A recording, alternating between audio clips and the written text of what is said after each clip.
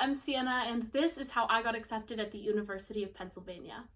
I got a ton of comments on my reaction video of people asking me about my stats, so I thought that I'd make an entire video dedicated to how I got into Penn. Which, by the way, I have to say thank you because I did not expect my reaction video to do that well.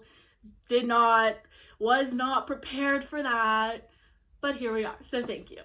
The one thing that every college admissions officer is going to repeat a million times is that they look at applications holistically. So I'm going to give you a holistic look of me as an applicant by going over my stats, essays, extracurriculars, interview, and then general tips and advice that I followed during my process. Right, so I thought I would start off with my stats because that's what I got the most comments about on my last video. I only submitted one test score. I submitted my SAT score, which was a 1530. I got a 780 English, I missed 2 questions on that section, and then I got a 750 math, and I also missed 2 questions on that section. So obviously the curve was super brutal in August, but I was honestly just really excited because I started at a 1310, so 1530 was a huge improvement for me. I only submitted that one SAT score. I did not submit AP tests. I did not submit subject test scores. However, I really actually do recommend taking subject tests.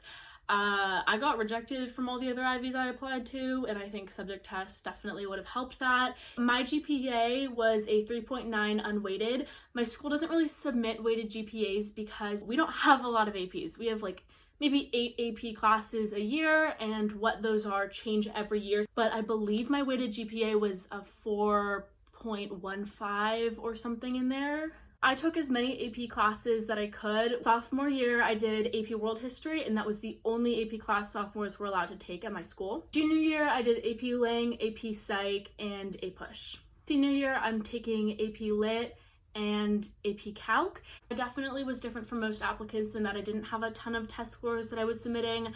I didn't have a ton of AP classes that I could take. So if you are in a similar boat as me, just know that it's not the end of the world and that you're going to be able to get into an amazing school even without all those AP classes. So now I want to talk about essays, and this is where you not only get to show off your writing skills, but show colleges a little bit of who you are.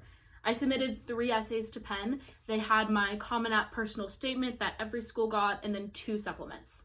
So starting with my personal statement, I did the free response prompt. My essay was about the concept of home and how that shifted for me and how I'm kind of carrying this idea of a transportable home that can be built wherever you see fit into my future, if that makes sense. I actually started my essay with a quote from a piece of French philosophy. The quote was, "A house that has been experienced is not an inert box. Inhabited space transcends geometrical space."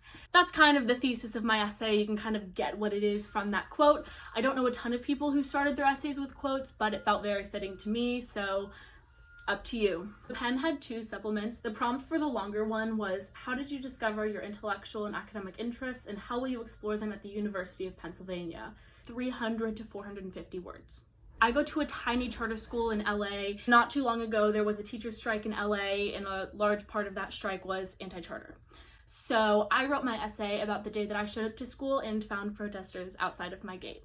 I went into why education reform and public education is important to me, and then I talked about how UPenn would be able to support me in my studies and combine this little interest in education with my main interest in poli-sci. I talked about the specifics of the curriculum in the College of Arts and Sciences.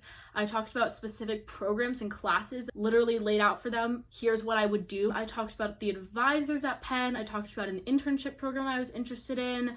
I think what really helped me in this essay is I laid out what was important to me and what I wanted to do, and then really specifically listed, here are the things I'm going to do at Penn, because as much as schools are marketing to you, you have to market yourself to them. Explain to them how you are going to do something cool and different with their college to make them a better place. The second essay prompt was, at Penn, learning and growth happen outside the classroom too. How will you explore the community at Penn? Consider how this community will help shape your perspective and identity, and how your identity and perspective will help shape this community. 150 to 200 words. I started this essay with an anecdote about how there was a walkout at my school in support of stricter gun control, and then like 2 weeks later, I was in a debate round and I had to argue against stricter gun control. I talked about how it kind of shaped the way I look at education, how the only way for you to have a productive conversation is if you're open to hearing the other side. You have to be willing to have your ideas completely deconstructed if you really want to fully learn something new. I talked about how Penn brought together people who are diverse both in their backgrounds and their heritage, as well as their opinions and the way that they think, and how speech and debate has taught me to really hone in my leadership skills. So those are the 3 essays that I submitted to Penn. The main theme through all of them is community. So now let's talk about my extracurriculars. So the main extracurriculars that I was involved in throughout high school were speech and debate. I was a member for 4 years and a team captain for 3, and then mock trial, which I was a member for 3 years and a team captain for 2. I also had an internship with a state senator. I did 3 summer college programs at NYU, Tufts, and Harvard.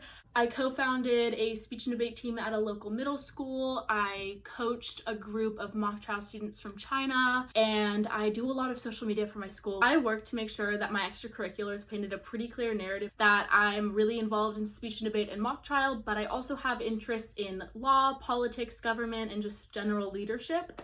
The last thing I want to talk about before I get into general advice is the interview. I would highly recommend requesting an interview at every single school. It doesn't matter if it's a safety school. My interviewer was really young. She had only graduated a few years ago. She was super nice. We clicked really well. She asked me a lot of standard questions, what classes have you taken?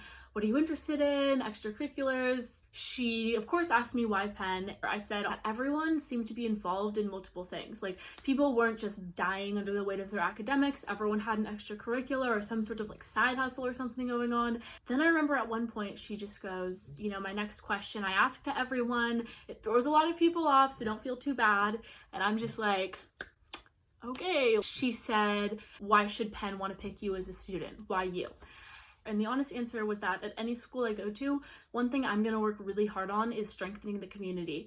Once you do an interview, either a few hours later or the next day, just reach out, send a follow-up, and just thank them, bring up something from the conversation. It's polite and it'll probably make you stand out and help them remember you. That's pretty much it for the specifics. There's just some general advice that I think is really important to share with anybody going through this process, and that is don't be afraid to reach out to anybody. One thing I did was I reached out to the mock trial team at most of the schools that I applied to. I wanted to introduce myself, get to know them a little bit more, and it gives you a great idea of, what the vibe of the school is. Another thing is take advantage of any time that you can reach out to an alumni or a current student at your school. Again, it just helps you learn about the school, and you never know, they might have some sort of connection in admissions and they're going to do something that's going to help your application or give you some piece of advice that could help you.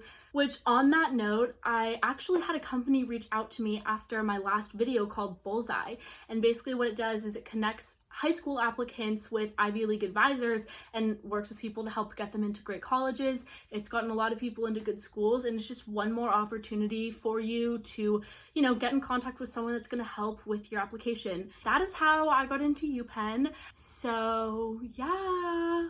Also, I'm editing this, but one more quick thing. If you like this, please give it a like and subscribe. I never thought I'd be like and subscribe, but I'm about to be a college student and I need to monetize this channel so that I can afford to feed myself next year. Thank you.